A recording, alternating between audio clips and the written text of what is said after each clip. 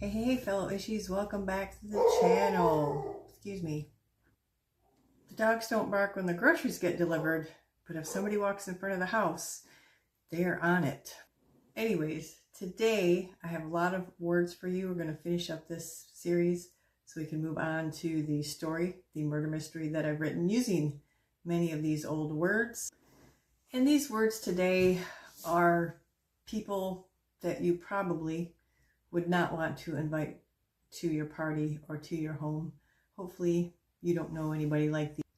The first word is quanked. You may have heard me use that in the last video. And it is 19th century. It's a regional dialect, and it means exhausted or fatigued from hard work. Let's use it in a sentence. Half the internet looked completely quanked after doom scrolling through breaking news until 3 a.m. I actually like this word. I think it's kind of fun to say. The next word I have for you is scambler. It is 19th century and it's Scottish, and it is an uninvited guest who only appears at mealtimes. I know people like this. Do you know people like this? Some of them I'm related to. The next word I have for you, if you are a fan of 1970 music, particularly the band Queen, you may already know this word that you don't know that you know. And it is scaramouche. Yes, that is the word he uses in the song. And I wondered about that for the longest time. We just watched Wayne's World and stuff. And of course they did the Bohemian Rhapsody thing. And I was like, scaramouche, I know that word now. And it is 17th century. And it is a braggart who is secretly a coward. I have seen some things that said it is a clown, some type of clown. So in the words of the song, Scaramouche, will you do the fandango? I don't know. I might have to think about that some more, but let's use it in a sentence. The candidate spent more time performing like a scaramouche at rallies than explaining actual policy. Oh boy, is that really fitting for today's political climate. Should we bring this word back? The next word I have for you is sciolist. Yes, it is pronounced like that, sciolist. It is 17th century, and it is one who only pretends to be knowledgeable on subjects. So I guess you could be a scaramouche and a sciolist in today's political climate. Let's use it in a sentence. A sciolist with a podcast can sound convincing right up until someone asks for evidence. Do you think we should bring this word back?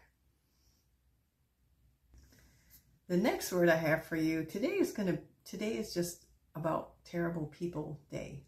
I don't know. The next word I have for you is smatchet.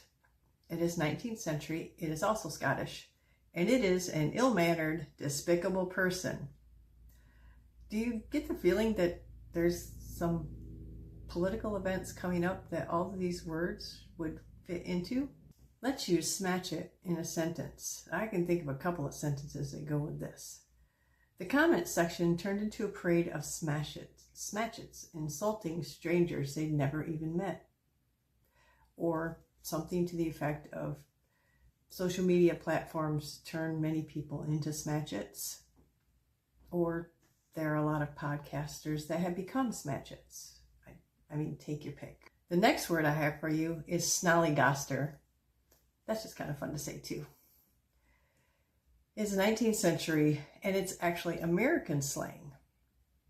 And it is a dishonest, corrupt, and unprincipled person, especially a politician. Let's use it in a sentence. He was senior advisor to the snollygoster in chief. The next word I have for you is snool. It's 18th century, also Scottish. It is an obedient, submissive person who willingly bows to authority. Let's use this in a sentence. So many things running through my head right now. Instead of standing by his own statement, he snooled the moment public opinion shifted against him. Do you think we should bring this word back? It's okay, we're almost done. The next word is Sting bum, 17th century, and it is slang. It means a stingy, mean person. Let's use it in a sentence. Billionaires throwing luxury parties while refusing fair wages made the critics call them sting bums online. That's actually pretty mild. But this is a G-rated channel.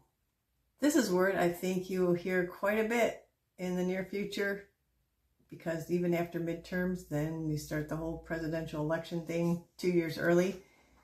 But you will hear a lot of this soon. That word is tortiloquy.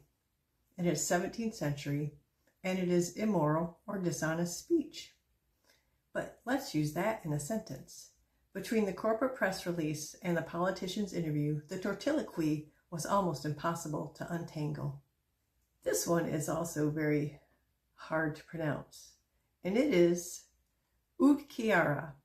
It is 10th century, and it means lying awake in bed feeling anxious. Got some of those nights coming up, right? Let's use it in a sentence. Lying awake, refreshing economic headlines filled him with pure uhtceare before dawn. Kind of like the collywobbles, upset stomach, anxiety. Hopefully you don't have any of those symptoms. We're almost done. The next word I have for you is ultracrepidarian. And it is 19th century, and it is a person with opinions on subjects beyond their knowledge. Oh boy. Let's use it in a sentence. The internet rewards ultracrepidarians who confidently explain subjects they barely understand. A lot of ultracrepidarianism going on these days. This one I threw in because all of these things that are going on and all the drama can cause some health problems. It's good to get away and laugh, turn the phone off, turn the computer off. If you still watch the news, turn the news off. Listen to podcasts that are uplifting and or funny, because otherwise you can have a wamblecropt. And that is 17th century, and it is severe digestive discomfort.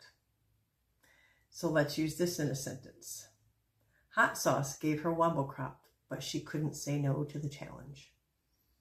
That's all I have for you. Don't forget to like and subscribe, and I am really excited to get my little murder mystery out to you, and I will see you next time.